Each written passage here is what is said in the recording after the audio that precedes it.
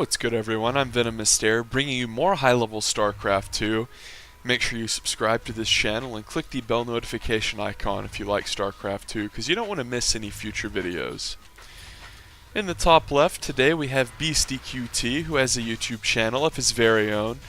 Link to that will be in the description. There is lots of entertaining, exciting content over there on Beasty's channel.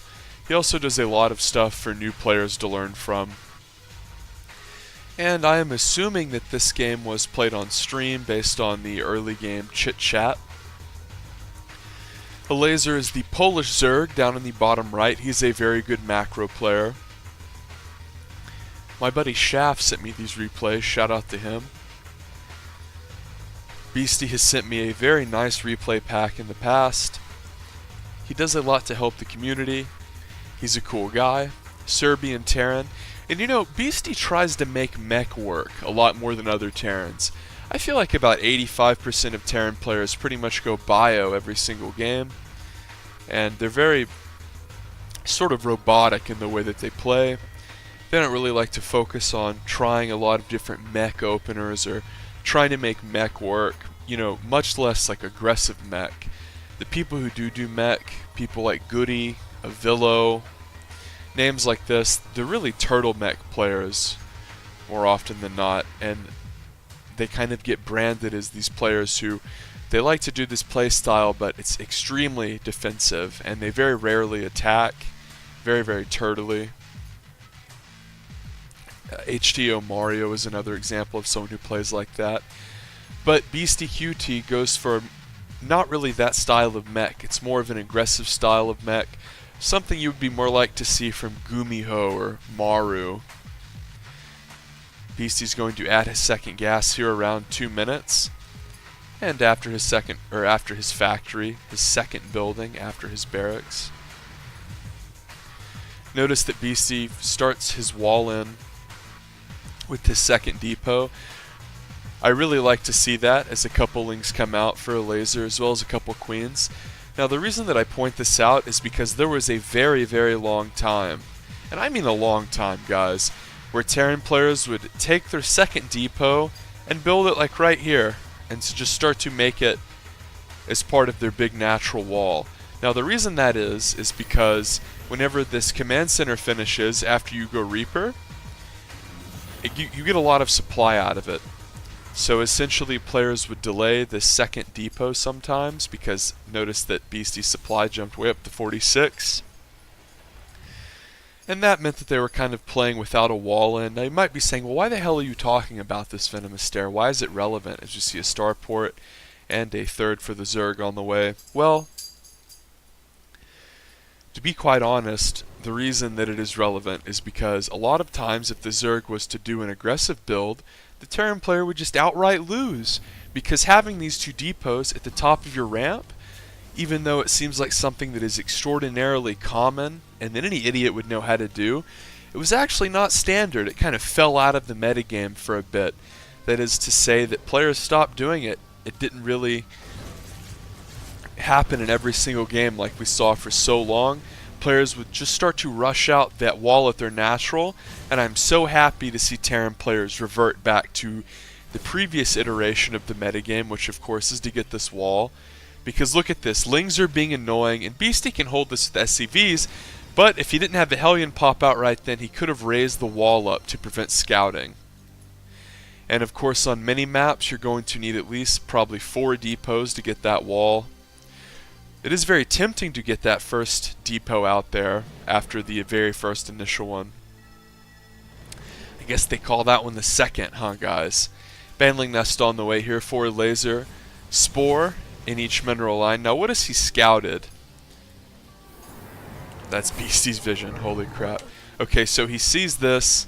Now this kind of looks like Banshee because of the tech lab on the starport, but at the same time it's not really researching anything. This is something quirky that some Terrans like to do. I really like this opener personally and think it's a very interesting thing as we see an attempted Hellion drop come in the main, but Elazer had Lings there. Now essentially what Beasty was doing by putting the tech lab there and not researching anything was feigning as though he was going Banshee, but Elazer sees that this is a Hellbat drop, So the Hellbats cost 2 little spots in the medevacs, but Hellions cost 4, or 1 each. Holy crap. So look at that. 2 is what I meant. So 2 spots. You can only hold 2 Hellbats in a medevac is what I meant to say, as opposed to 4 Hellions. I don't really know the easiest way to say that. In a medevac, which has a capacity of 8 spots, the Hellbat costs 4 and the Hellion costs 2. So that means that Beasty did a nice job of ferrying everything in the main and then transforming, but Elazer had plenty of Lings, and the drop gets deflected. Third base on the way, more Hellions coming out. These Hellions, of course, have the skin. I like to nickname them the Sweet Tooth Hellions after Twisted Metal. They even have those Bernstein Bears-esque spikes on the side of their tires, and we see they're going into Hellbat mode here. And some drones died in the main. Pressure onto the third base, but a lot of Queens out here. And Queens are kind of the catch-all defense for Zerg.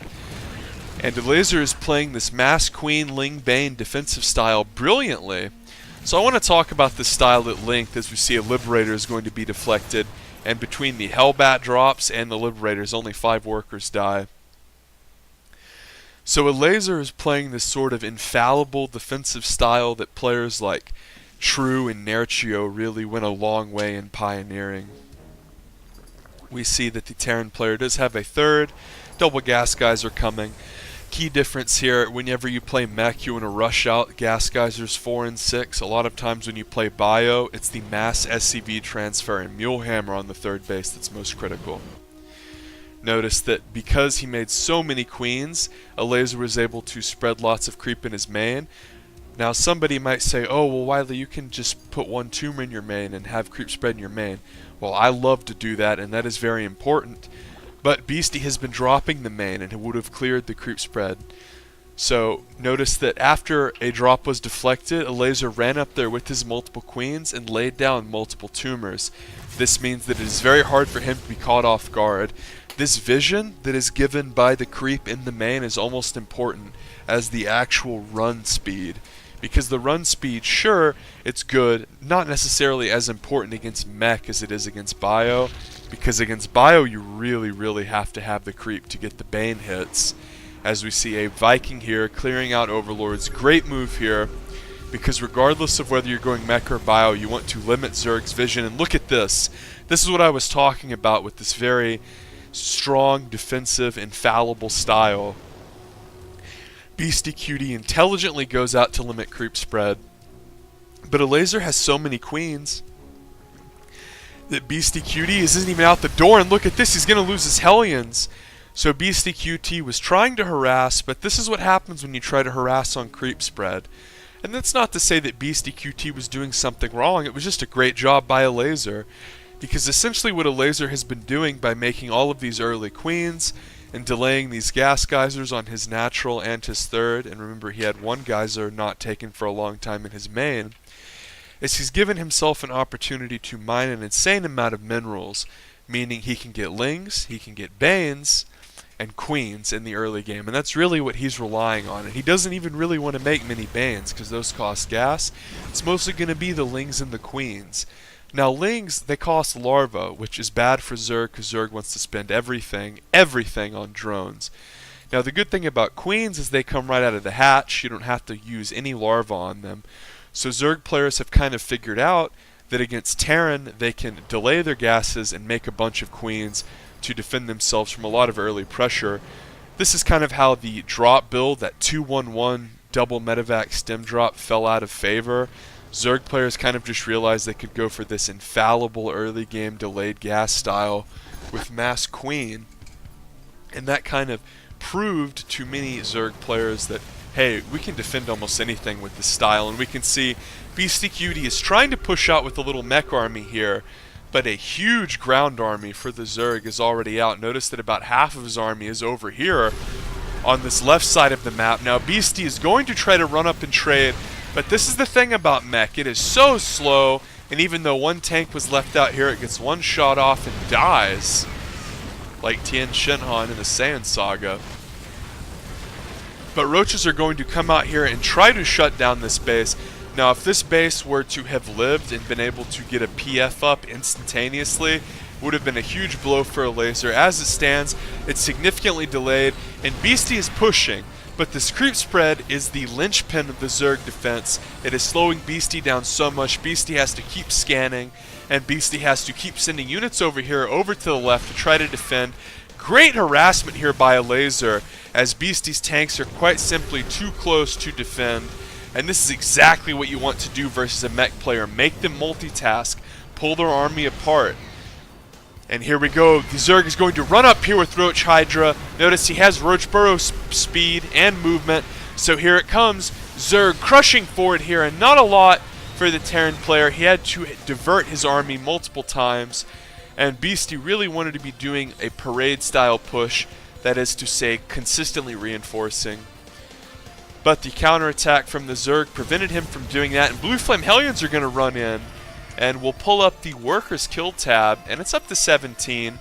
But due to that wonderful counterattack over here on the left, Elazer is in a great position. And I can't underestimate, or understate for that matter, how great of a counterattack that was, because the delay of this planetary fortress is very often the turning point in Terran versus Zerg, both in mech play and in bio play, as we see some burrowed roaches are coming out here, and they are queued up to do some damage at the natural. Now Beasty has a turret, but he doesn't have a tank waiting here. And notice there is a turret here at this PF, so these roaches could run into the crossfire. It's hard to say.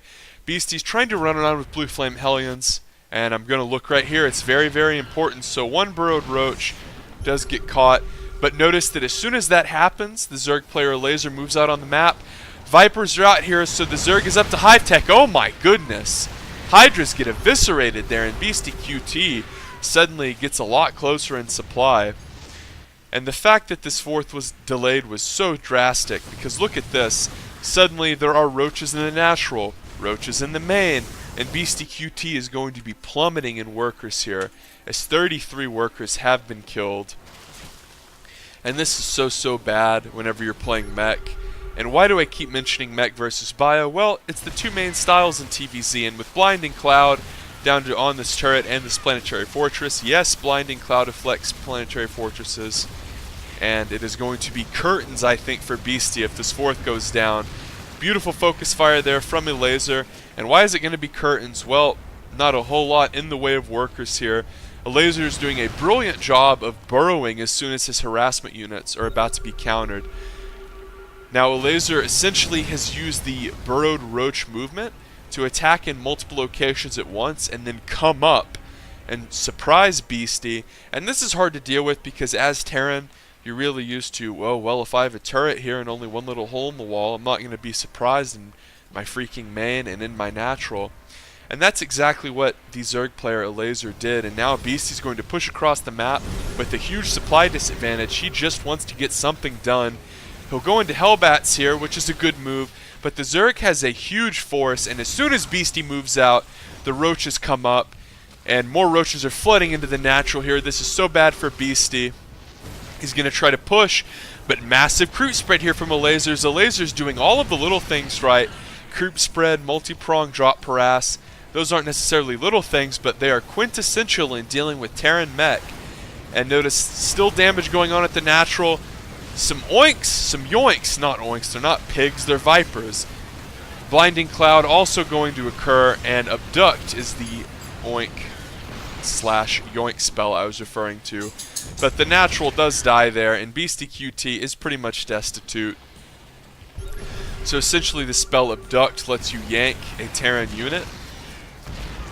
Oftentimes it's siege tanks, and I think we're going to see the GG there as Beasty has to tap out. So Beasty's a hell of a player that makes great content, but he falls there to the Polar Zerg, who played incredibly well. Let's just hit the high notes and talk about what he did. Whenever he spread creep with that multiple queen opening, that was very good to defend all the Hellions in the early game. Now it is worth noting that that creep spread transitioned exceptionally well into the mid and late game and allowed him to delay Beasty's mech push, along with the counterattack over here at the fourth base with the roaches. And then of course we had the burrowed attack, which prevented Beasty from doing very much mining. Now, it is exceptionally important to note that that sort of multi-prong harass that does a lot of worker damage is even better versus mech, because you have to have gas with mech. And with bio, oftentimes if you lose a lot of workers and you have multiple CCs, sure, you can come back because you can mule hammer and make a lot of marines. And if you can micro well and drop everywhere, yeah, you can make it work. But you have to have gas to make mech work, because pretty much all the units cost gas. It's much more gas focused as a style. So when you kill massive amounts of workers, it makes it hard for the Terran to get all their shit together, especially when they have stuff on your side of the map and you're ravaging their base over here. Elazer really showed the best way to deal with a meching Terran is to pull them apart. And Beasty's no slouch. He's not one of these guys that makes mass ravens and relies on these retarded A-move, unkillable late-game 50-minute armies to win games. No, he's actively harassing throughout the game and playing correctly. But it was not enough because the Polish Zerg did everything correctly with the hive tech and the solid defense early. If you want to beat mech, you want to do what Elazer did. Harass with burrowed roaches, play very solid defense, spread lots of creep, and of course these Vipers are going to be the main thing that you look to fight the army in the mid and late game. I'm VenomousStare. Leave a like, leave a comment, have a good one.